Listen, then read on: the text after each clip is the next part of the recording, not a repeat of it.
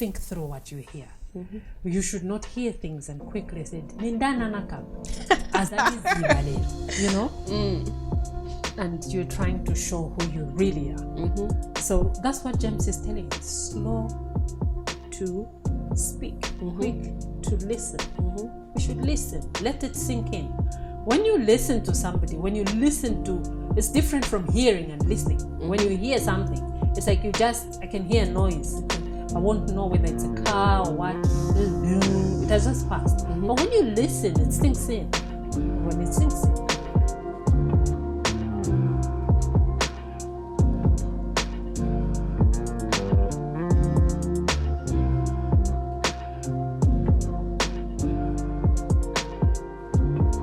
Welcome to Imago Dei, a podcast by women for women, where we discuss what it means to be an image bearer. We seek to apply biblical wisdom to everyday life situations for our growth and glorification of God.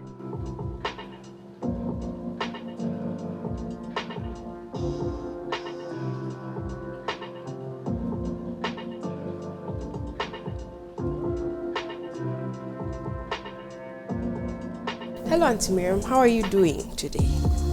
I am fine, thank you. And how are you, Chima? I am doing okay. I haven't been too well this past week, but at least today I'm feeling up and ready to go with the podcast. Oh, that is good. That is good that you're much better. Thank you. So what are we looking at today? Cultivating a gentle and quiet spirit. Yeah. That sounds heavy and interesting. It is. I think it would be important for us to break down just, the words in the title before we can actually get into the meat of the topic. Exactly. Yes. So the meaning of cultivating, the meaning of gentle, and the meaning of spirit. I think the last time when we were looking at cultivating authentic friendships, we talked about cultivating. We did describe the word cultivating. Basically, is working. If you're a farmer, would say going to the field and tilling the land. So we're talking about working, the inward working, cultivating. How do I work inwardly? And then gentle is just the reaction. We would say the opposite of gentle is don't be rough, to put it in simpler terms. And then spirit is definitely the indwelling, the me. The inner you. Yes, the inner man, yes. So we're talking about cultivating a gentle spirit for the inner man. That's interesting. So I guess for us to just set the ball rolling, I would like us to read Peter. Okay. 1 Peter chapter 3 and verse 3, for us to understand what Peter was talking about, to just have a background of what it is to cultivate. What does it mean? You said 1 Peter chapter 3? 1 Peter chapter 3 and verse 3. All right, so 1 Peter chapter 3 verse 3 the Bible reads, "Your beauty should not come from outward adornment, such as elaborate hairstyles and the wearing of gold jewelry or fine clothes. Rather, it should be that of your inner self, the unfading beauty of a gentle and quiet spirit, which is of great worth in God's sight." Yeah, thank you. Maybe let's give it a bit more context. Start from verse 1. All right, so you want me to read from verse 1 to 5? Yes, please. All right, sure. So the Bible reads, "Wives, in the same way, submit yourselves to your own husbands, so that if any of them do not believe the word, they may be won over without words by the behavior of their wives, when they see the purity and the reverence of your lives. Your beauty should not come from outward adornment, such as elaborate hairstyles and the wearing of gold jewelry or fine clothes. Rather, it should be that of your inner self, the unfading beauty of a gentle and quiet spirit, which is of great worth in God's sight." Thank you. When we look at our passage that we've just read today, Peter is telling us that our beauty should not come from the outside. And he was talking to wives. So we're talking to women out there, that our beauty should not be the beauty that is outside. I know as women, we tend to really work so much on the outside, how we look, how people see me. But Peter is talking about the gentle, quiet spirit, because that is the most important that God looks at. So when we're talking about having a gentle and quiet spirit, we're not saying be a pushover. Yes. We're not saying that you should be a person who is always sitting there when people are talking. You have something to contribute to this. You're choosing to keep quiet. Yes, and thinking, no, I have a gentle and quiet spirit. But we're talking about a spirit that reflects Christ. We're talking about the gentleness that reflects Christ. We're talking about putting off our old self. It's, in a reaction when somebody annoys you, how do you react? When somebody says something that offends you, or when you hear rumors about you, your family, and people that you love, how do you react? How do you react in those situations? So those are the things that we're talking about. How do we cultivate a gentle and quiet spirit? Yes. I think something interesting which you've mentioned, how you react in certain situations when you've been pushed over, or when there's a discussion which maybe boils your spirit, or someone is trying to treat you in a certain way which you're not happy with. What's expected of someone who you say has got a gentle and quiet spirit? How is someone expected to react in such a situation? What are your thoughts? I'm thinking, we're not saying don't get angry, but we should also So it's okay to be angry. Is that what you're saying? Yes, it is okay to be angry, but we should not sin in our anger. Okay. We're told, as we get angry, in a situation that I've heard something about, somebody came to tell me, this is what Chimwemwe was saying. I should not just quickly get up and go to Chimwemwe and start shouting. Okay. I should be able to sit down, think through, go to God and cry. Lord, this is what is being said about me. Because at the end of the day, the Lord Jesus Christ, God is the one who knows the intentions of my heart. He knows what exactly is in my heart. So the way I'm going to react, God will hold me accountable as his child. So I should be able to be quiet, go to him, pray. If he gives me a go ahead, go and approach Chimwemwe, I'm so sure that the way I'll confront you, it will be different from the way I was going to confront you in my anger. So for me to have a gentle and quiet spirit, is my reaction should be gentle. I should be able to speak to you in a manner that even you yourself, you won't quickly go defensive. Okay. Because we as a people, we are so quick to defend ourselves. Of course. To stand in defense. Even when you ask who, before you even finish, no, me, I was not there, I didn't do, no, I was just wanted to find out. So before I also cause you to sin, I should first speak to God, so that my reaction and my take when we sit together, tomorrow we should be able to speak with one another as sisters in the Lord. Because if I react differently, we may actually have a very big wedge that will cause between us, and I won't be able to come to you when I have a problem. I like something which you said, which is it's important, like for example, if someone offends you, to go back and talk to God. And I don't know if you've heard that phrase which people like to use, which say which goes like, what would Jesus do in a certain situation?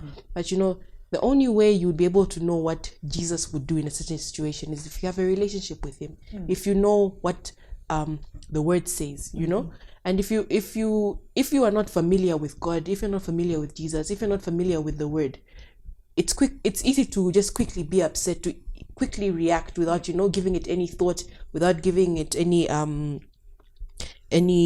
thought, should I say. Yes. So I think it's very important what you've said, that it's important to just go back and speak to God, have a moment with yourself to just think about, okay, what is expected of me as a Christian. And I like how even in this verse that we're reading just now, where it was saying that even if your husband does not believe in God, he'll be won over by the way you are behaving, by the way you have a gentle and quiet spirit. It's similar even when you're having situations, let's say even at work. If let's say there's an argument about something, or even when you're with your friends and you're arguing about something, the way you react, the way you respond, the way you deal with a certain situation, you're able to tell, like, okay, this person, the way they've handled it It's in a very mature way. It's in a very Christian way. And it's easy. It's important in such situations to be able to even bring the word of God, to be able to, do what God would expect of you in such a situation, so that even in your reaction, you are still ministering to the people around you. That is true. Because if we don't react in a manner that God expects us to react, we are going to react in the flesh. We are being told, First Peter, I think, tells us about being sober-minded. First Peter chapter 4 and verse 7. We're told we should be sober-minded. If we're not sober-minded, if you found it, maybe you can read it for us so that we just understand. First Peter chapter 4 and verse 7. The Bible reads, "The end of all things is near. Therefore be alert and be of sober mind so that you may pray." We should be of sober mind so that we may pray. A person who is angry cannot pray. Because your heart is a turmoil. You're thinking, Lord, let me pray. And then you're thinking, that's what Chimamwe said to me. I need to react to her. So if we're not sober-minded, we won't be able to act in the right manner. It's like a person who is drunk. That's what we're told, do not drink and drive. You're drunk, you cause accidents because you're not yourself. You've taken medication which you're not supposed to drive. Don't drive, go and stay home because you cause accidents. So in the similar manner, anger tends to intoxicate our minds. We tend to boil. That's how some people usually say, I usually even feel hot when I'm hot-tempered. It's because, the devil is out there and is really trying to find ways to make sure that we fall. So for him, he will use our anger. He will use almost anything to make you do what you're not supposed to do as a child of God. If you can read for me, as when we're still in Peter, First Peter chapter 5 and verse 8. All right. The Bible reads, "Be alert and be of sober mind. Your enemy, the devil, prowls around like a roaring lion, looking for someone to devour." You see, he's just there. It doesn't mean that because you're my friend, you cannot say something to make me angry. You would. But me, as a child of God, who has been hurt, how am I going to react? What kind of spirit am I going to portray? Because we are told in Galatians chapter 5, for the fruit of the Spirit is love, joy, peace, patience, kindness, faithfulness, gentleness, and self-control. So if I am gentle, I'll have self-control. If I am gentle, I'll have peace. If I'm a child of God, I'll portray all those the things that were mentioned in the fruit of the Spirit in one, because I am a child of God. God doesn't expect me to react any differently. I'll give an example of the Lord Jesus Christ. He's the most gentlest person that walked the earth. And when you look at the situation he would meet, he would find himself in all his reaction, he never sinned. We are told he never sinned. He met with the Pharisees. He met with people who were setting him up. You could literally see that animosity. And his reaction was, what are you supposed to do in that situation? And then he just makes you see the wrong that we do, because at times we tend to do things to try and set up our friends or to try and just make a person angry. So the way we react, we need to first be sober. We need to put off, because once a person becomes a Christian, they put off the old self. They become a new being. So your new being, how does that react? We're still in Peter. I would like you to read 1 Peter chapter 1 and verse 13 before we move on. All right. The Bible reads, "Therefore, with the minds that are alert and fully sober, set your hope on the grace to be brought to you when Jesus Christ is revealed at his coming." With minds that are sober. When we have sober minds, we need to remember that what I'm doing, probably what you're saying, it's not you who is saying it. The devil is probably using you. Peter was used by the devil. He stood there and he told Christ, anything me I'll do. And then Christ told him, be careful. The devil has asked for you. So who am I to think that the devil cannot use me against you?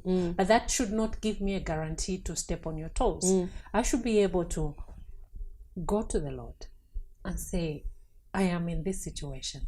How do I work myself out? I am your child. As a woman of God, how do I stand? How do I show Chimwemwe, the true you who lives in me? Because if I go and show myself to you, I can assure you, as human beings, we tend to show our anger. We want people to see us that we also get annoyed. I mean, we see that with women all the time, trying to show that, I am capable of being annoyed, and this is what happens when I get annoyed. No one should mess with me when I'm annoyed. I just want to get into understanding better what it means to have, before we even get into understanding how to cultivate the gentle and quiet spirit. I want to understand better what it means to have a gentle and quiet spirit. I'm thinking to have a gentle and quiet spirit. It's a type of spirit that... what does it mean to have a gentle spirit? Not to have a rough spirit. I would say a spirit that takes time to dissolve things, a spirit that takes time to think through before you work anything out, a spirit that takes time to pray, to talk to God before you react in any situation. Because we talked about the spirit, and remember just the beginning of our podcast, we're talking about our souls belong to God. When we die, Imago Dei means in the image of God. So my image, my soul belongs to God. So when I die, it will go back to God. So to have a spirit that is gentle, that is quiet, is to have a Christ-like spirit. In simpler terms, I would put it, because I am made in the image of God. Me as a child of God, I should have a Christ-like spirit. That's very powerful and profound.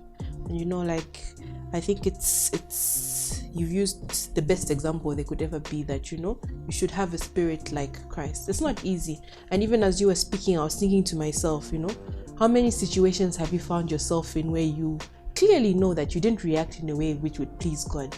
And not only that, can you imagine how many things you've done which have made God upset, which could have made God angry?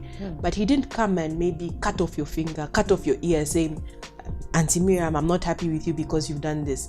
And you can imagine some of those things are even more serious compared to what some people have done to us. And yet in those moments, we've chosen to show who we are, in inverted commas, show people that no, they cannot mess with us, they cannot talk to us in a certain way. But that's not to say people should disrespect you. That's not to say people should step on your toes. But in such moments, you should be able to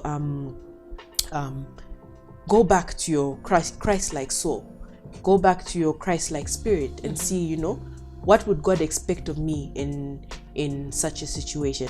And I think it shouldn't only go back to the way we react to things. It should be part of our nature to have a gentle spirit. People should not only see when you're angry that, okay, I know this woman is a Christian, but in your daily walk, can people see that you have a gentle and quiet spirit? And I was reading somewhere where it said, to have a quiet spirit is to have a peaceful spirit. Yes. Not one which is easily angered, It's not to say that you shouldn't be angry, like you said. Those moments will come. But again, that goes back to your reaction. But in all other times, that people were able to see, a gentle and quiet spirit. That people were able to see Christ in you, in the way you live, in the way you walk, in the way you talk, in the way you deal with whatever situations come your way. And that's true. I tend to think people know who we really are when we are annoyed. Because when you are calm, you're normal you. I mean, I wouldn't know. I would just take it for granted that this is how Chimwemwe is. But step on Chimwemwe's toes. See how they'll flip. That's when you actually tell, this is how this person is like. Because we don't show ourselves in our normal being. We tend to smile, we tend to laugh. But when somebody makes you angry, how do you react? When somebody steps on your toes, says something to you, how do you show your gentle and quiet spirit? Because in your normal being, would say Chimwemwe is gentle. She has a gentle and quiet spirit. She's indeed a Christian, because we've seen your walk. We haven't seen the other side of you. It's like, I don't know if you ever watch this. It's The Incredible Hulk. Mr. McGee, do not make me angry. If you make me angry, you're not going to like me. The guy would turn green. Okay. Do I turn green? What color do I turn when I'm annoyed? So as a Christian, there should not be a color that we change to. That's why God tells us, leave the wrath to God, because he will know how to deal with a fellow believer. I'll give you an example of David when he sinned with Bathsheba. And when the prophet went to speak to him, David he was told, you choose. Should God deal with you? Should man deal with you? You know what David said? I'd rather God deals with me and not man. Because we do not know where to stop ourselves when we are angry. We actually go all the way. But with God, he knows that this person is repentant. I can do something wrong to you today. Tomorrow you talk about it. The other day you also want me to feel it. Exactly. But with God, he sees our heart. He sees how repentant we are. So for me to show who I am, when I'm annoyed, how do I react? Because in my normal being, I can't react differently. You still see the same color, because this is who I am. Yeah. So this is where now, when we are told that we should take off, in Colossians, if we go to Colossians, we're talking about an old man. We put on the new me. How do I put on the new me? How do I take off the old me? I should not put a layer on top. We tend to think, I'll just wear a jacket on top and then I'll look smart. No. You still stand. So Colossians chapter 3 and verse 8 to 11. All right, the Bible reads, but now you must also rid yourselves of all such things as these: anger, rage, malice, slander, and filthy language from your lips. Do not lie to each other, since you have taken off your old self with its practices, and have put on the new self, which is being renewed in knowledge and in the image of its creator. Thank you. There we are. Take off anger, rage. We don't know to what extreme I've gone to. So if I am to show a gentle and quiet spirit, in my anger, I should not sin. I should take off anger. There's a certain anger that actually destroys things. A certain anger that destroys friendship, relationships, just destroys everything. The anger does not build anything. It actually just destroys. It's like a very poisonous weed. When you have it, everything that you touch, it will be poisoned. But you see the opposite. If you are gentle, whatever you touch, if it was dying, it will flourish. So if I am confronted with a person who said something to me, who did something to me, who doesn't like me, if I'm gentle to them, they'll definitely flourish. They'll see the other side, that they'll think, I didn't really know that this person is like this. So to cultivate on my own. I was about to ask you even. So you've given us plenty examples of how to react and how not to react, but how do you actually do the cultivating now? To cultivate on my own is very impossible. I cannot say I'm going to cultivate a gentle and quiet spirit on my own or do it. It's impossible, because we are told in Colossians, take off. How do I take off my old self? On my own, to just say, today I'm just going to take off and then I'm going to be a new me, I'll be lying to myself. It's only Christ who can do that. I come to him. I confess my sins. Remember, we're talking about being made in the image of God. I know that my image, even if I'm made in the image of God, I am not a child of God. I am God's creation. Exactly.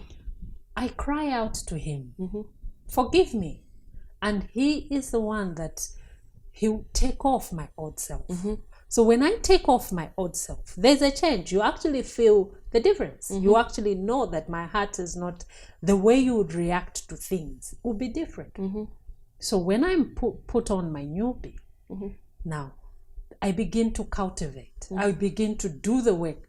It doesn't mean when Christ forgives your sin, then you sit there, oh, now I'm a Christian, so everything will flow. No. By reading God's word, by attending means of grace, it helps us grow. By praying, by having fellowship with other believers. Because in that way, you will see how you are able to grow and remove some of the things, and God is showing you the way. Reading Christian books, you are cultivating, you are helping yourself, you're getting discipled. Find somebody to disciple you. We've talked about discipleship. Find somebody to disciple you, so that in that discipling you are being cultivated, to cultivate that gentle and quiet spirit. I absolutely agree with everything that you've stated regarding how to cultivate a gentle and quiet spirit. And I think the most profound thing which has stood out for me is the fact that you need to spend time with God, whether it's personally in prayer, whether it's jointly with other people in prayer, whether it's going to church, spending time with fellow believers. But what's important is spending time and building a relationship with God, so that the more you spend time with him, the more you understand what's expected of you, and you understand how best you can have a gentle and quiet spirit. And I don't know if you've heard this, where people sometimes say, the more time you spend with someone, the more you sound like them, the more you behave the same. It's the same way with God. The more time you spend with him, the more time you spend in his word, the more you start to live your life just like the way he does, and just in the way that he expects of you to live. Yes, that is true. It's true, like you said, I had a number of passages. There's also gems. In Nyanjago, we say, Osapala chusi wasiamuliro. Okay, can you translate that for us? You go and get a fire. Instead of you getting the fire, you're getting the smoke. Okay. And then you're running along with the smoke and you're leaving the fire. So it's always better to get the fire, and leave the smoke. I know you can't leave it behind, but get fire. So we should be people who are slow to react to what we hear.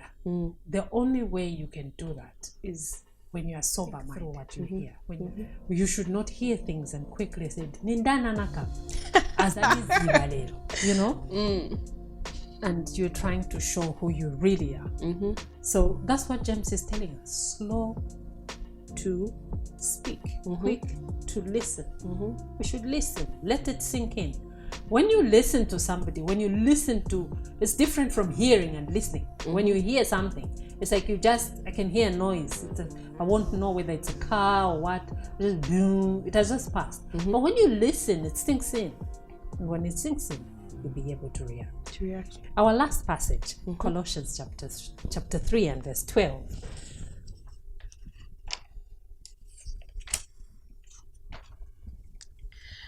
Colossians chapter 3 and verse 12.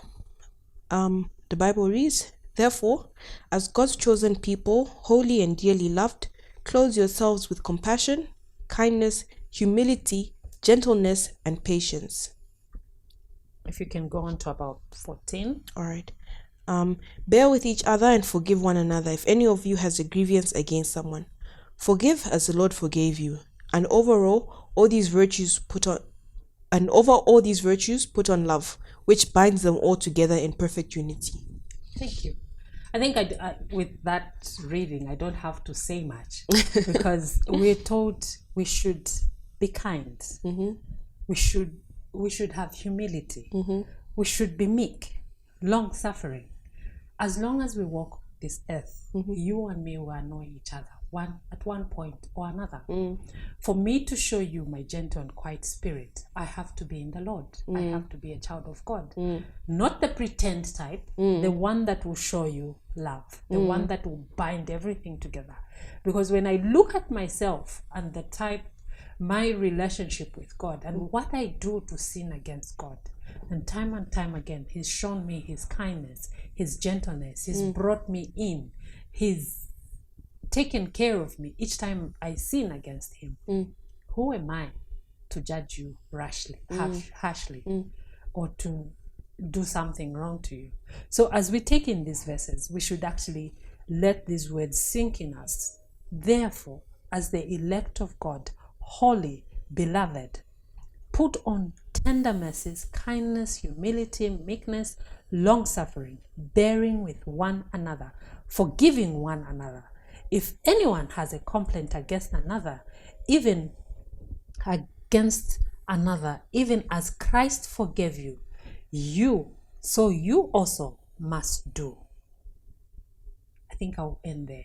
Okay. As Christ forgave me, I should do. Should equally do. Yes.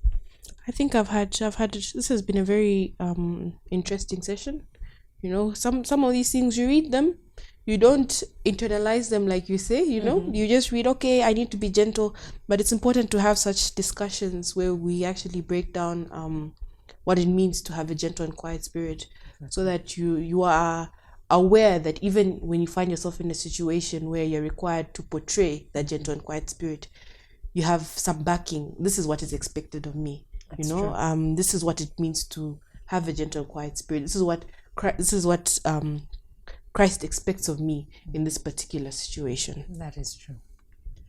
I'll say thank you very much for listening to our podcast. I hope we have learned a lot. I have learned a lot. I know that at times when we read Peter, we tend to think, no, the wife should only be, but it is all for all of us as women. Definitely.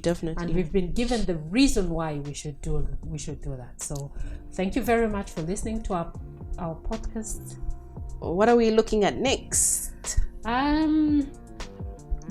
Motherhood. Yes, we are looking at motherhood. I believe we've got some guests who will be coming to join us. Yes, I'm very excited. Yes, I'm always excited to have guests around, just to hear different views and people's opinions on certain things, and how people have understood the word regarding certain situations. And I'm really looking forward to hear what our guests will have to say about motherhood. Exactly.